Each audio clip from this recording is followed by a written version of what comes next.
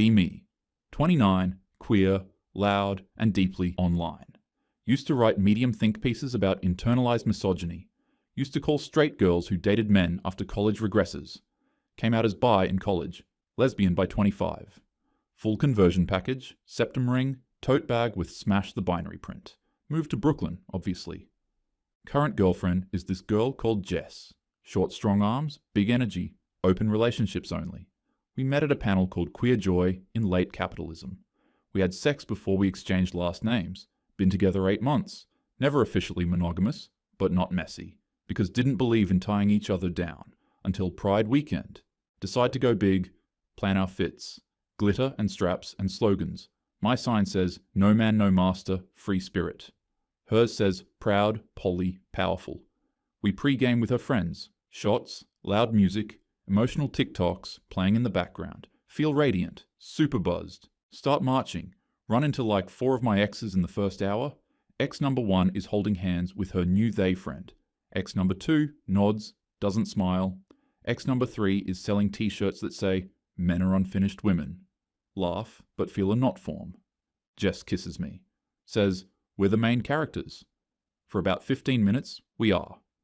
Then I see Jess whisper something to a girl behind me. That girl is Sienna, my ex, the one who said I was too emotional. They hug too long, laugh too hard. I ask what's up. Jess says, just catching up. My stomach already knows. I go get us drinks from the rainbow drink cart. Come back, they're gone. Ask one of her friends where she went. She says, oh, they just went to talk. They don't come back for 40 minutes. When they do, Jess won't look at me. We leave early, walk in silence back to her place. In the kitchen she says, I didn't mean for it to happen. Wait, what? Already know what she means. Say, with Sienna? She nods, says, it just resurfaced. I say, so did your lack of impulse control. She doesn't laugh. Start crying. She tries to hug me. Say, don't.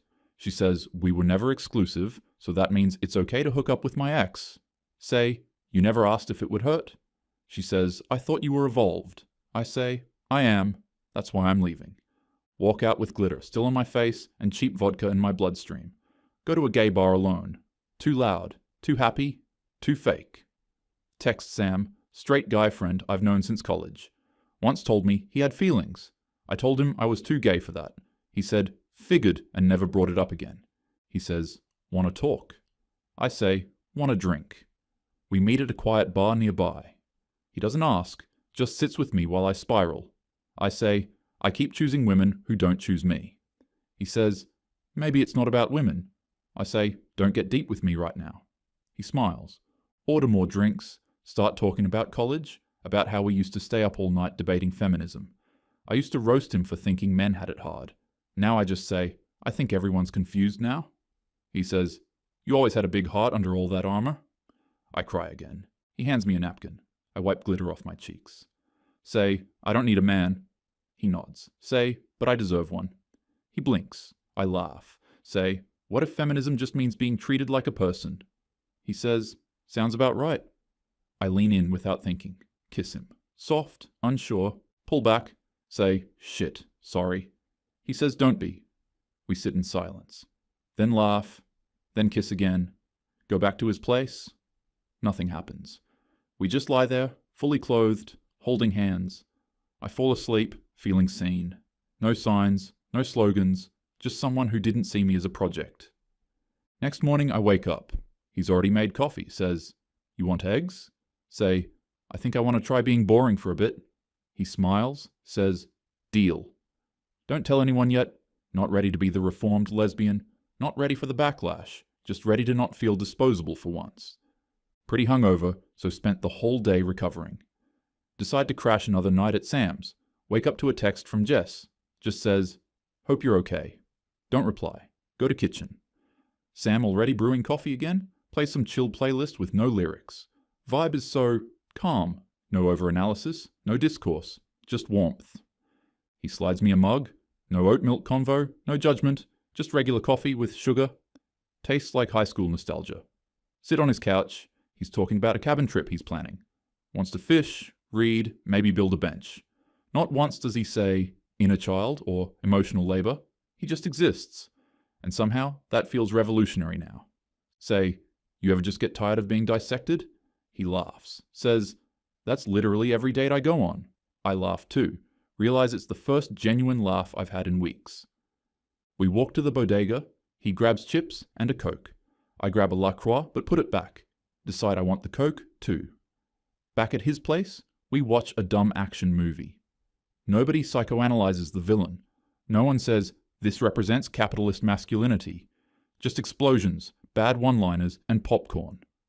Halfway through, I rest my head on his shoulder. He doesn't make it weird. He doesn't make a move. He just lets me be. Feel something shift, not fireworks, just peace. After the movie, we sit on the floor. Talk about random stuff. His childhood dog, how he once failed a math test and cried in the gym locker room. He says, you ever notice women don't laugh at men's pain anymore? I freeze, then say, we used to think mocking men was feminism. He shrugs, says, still kinda do. We both laugh, but it stings a little. Tell him I've never felt this safe. He says, that's all I've ever wanted for you. Next day we hang out again. Go to bookstore, no loud debates, no posturing, just picking out paperbacks and teasing each other. He buys me one. Says, thought it looked like you. It's a novel about a girl who leaves everything behind to live in a lighthouse. Smile. Say, I might do that. He says, cool, I'll bring snacks. We walk back holding hands, run into someone from my past. This girl Casey, old flame, used to date her briefly before Jess. She eyes Sam, says, interesting choice. I say, thanks. She says, no judgment, but the smirk says otherwise. Later tell Sam about Casey. He says, you don't owe anyone an explanation. Realize how much energy I spent justifying myself to women, and how little I have to do that now. One night, we're watching TV. Some rom-com comes on. He kisses me during the slow scene. It's easy, not like a protest, not a statement, just desire. We sleep together. It's not mind-blowing, it's not earth-shattering, but it's kind, and it makes me feel whole. Next morning, I sit on his porch. Coffee in one hand, journal in the other. Write, maybe safety is the new passion. Jess texts again, say, we're better as a memory. Delete number. Look over at Sam. He's watering a plant he bought yesterday. Says, trying not to kill this one. I say, me too. We laugh. I lean into his shoulder again. Not because I have to, but because I want to. First time in a long time, I don't feel like a thesis. Just a girl who might have been wrong about everything and is okay with that. Later that week, we talk more seriously. I tell Sam how I've always over-intellectualized everything. How even love became a theory to unpack. He says, yeah, I noticed. I say, you're not supposed to agree that fast. We laugh again. But it's true. I used to dissect feelings like lab frogs. Wanted to prove I understood everything. Now I just want to feel it. He says, that's real growth. And it doesn't sound patronizing, just genuine. The next morning, he makes pancakes. I say, don't get too good at this.